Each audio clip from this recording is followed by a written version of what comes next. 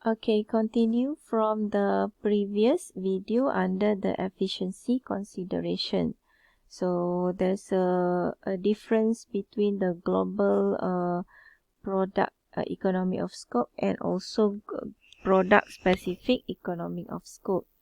And on the other hand, bank yang already incurred the fixed cost of technology investment boleh bersama-sama mengurangkan kos ini.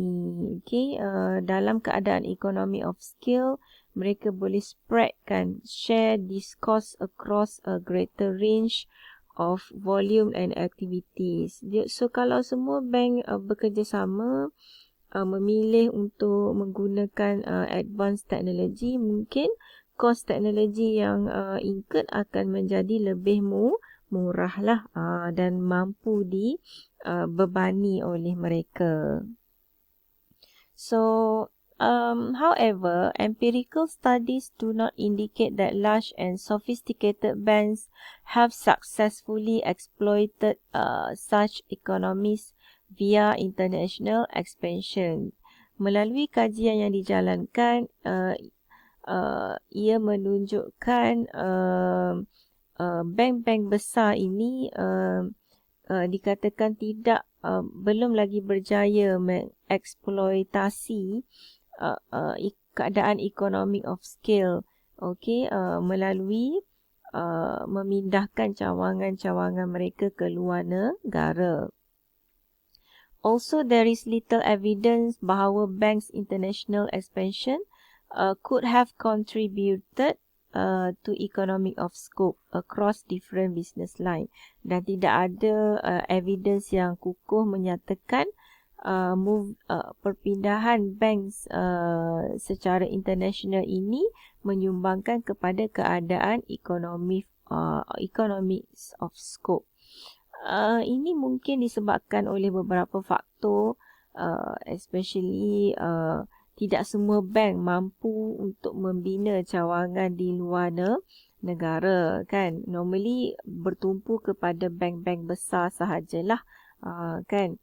So walaupun mereka move business forward ataupun move kepada negara lebih maju dan sebagainya, ia tidak menjamin bahawa perniagaan perbankan mereka akan menjadi lebih maju. Sebab itu saya rasa ianya tidak dapat dibuktikanlah secara empirical evidence. Increased competition juga memberi tekananlah kepada bank-bank ni untuk menjadi lebih cekap di antara satu sama lain supaya mereka dapat menyaingi kompetitors yang ada dalam industri perbankan. Okay. Quote by Beck, Demigod, Khan and Levin 2006 menyatakan that countries in which the banking sector is more competitive and there are more players in the field, economic crisis cause less damage on the banking efficiency. Di mana di country yang memiliki banking sector yang agak kompetitif dan lebih banyak banking sector yang join together, so sekiranya berlaku economic crisis, impak yang terjadi agak less damage lah, kurang menyebabkan kejatuhan kepada sistem perbankan. So itu biasanya berlaku di negara-negara maju contohnya, kan. So sekiranya berlaku sedikit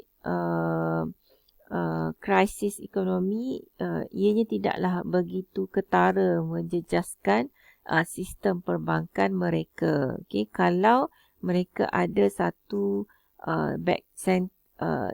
banking sector yang agak bagus, kan, dan efisien. So international operation membenarkan bank daripada both negara-negara maju dan juga negara yang sedang membangun untuk enjoy efficiency improvement bersama-sama untuk improve their services. Certain incentive to engage in international banking activities may be missed by the economies of scale and economy of scope literature because they are not related to efficiency gains in a welfare enhancing sense. So ada beberapa insentif lah yang berlaku di kalangan international banking activities ni, yang kita tak boleh nak kategorikan dia under economy of scale ataupun under economy of scope sebab tidak related dengan efficiency gains lah, kan, especially dari sudut kebajikan yang mereka lakukan, right? Dan furthermore, bank juga mungkin mengadakan insentif untuk expand both secara domestik dan juga antarabangsa untuk mendapatkan status of too big to fail institution. So mereka nak jadi lebih besar, lebih berkembang bagus. Mereka nak mengatasi keadaan yang sedia ada, kan? So itu sebab mereka berpindah kepada negara-negara asing. Mereka nak besarkan lagi bisnes mereka supaya one day mereka boleh jadi institution yang kita katakan sebagai too big to fail. So kalau mereka fail, mereka akan menyebabkan kejatuhan ekonomi secara menyeluruh, kan? So they want to be bigger and bigger.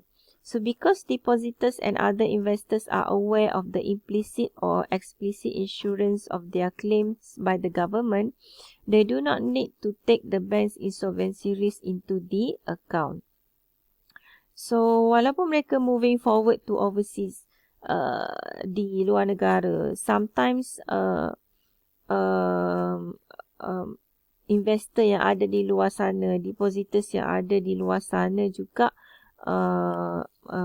cuba yakinlah dengan services yang ditawarkan oleh mereka. Tambahan pula kalau ada insurance dan sebagainya, kan? Ada jaminan dari pihak insurance dan sebagainya. So mereka dah tak tengok terhadap keadaan insolvency bank tersebut. Right? Mereka hanya teruskan dengan membeli ataupun menggunakan deposit ataupun memohon pinjaman dan sebagainya, as long as mereka yakin produk tersebut dilindungi oleh insurans dan sebagainya. Okay. So untuk efficiency consideration juga allows the bank to finance its businesses at a lower cost, kan, berbanding dengan pesaing mereka, right? So boleh membantu mereka lah untuk menjalankan aktiviti bisnes pada kos yang lebih rendah lah, kan, sekiranya mereka memiliki tenaga kerja yang cekap, manajemen yang cekap dan sebagainya, right? So itu adalah 4 areas yang diguna pakai, okay, untuk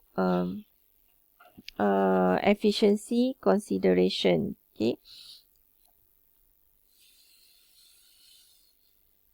Jadi 19 faktor inilah yang menyebabkan bank cuba grow secara internationally di negara-negara asing, kan. So all these 19 factors are quite crucial and important lah for us to take a look on why this banking international banking system grows further. Okay, so we will continue in the next video for the next subtopic, global and emerging market banking system.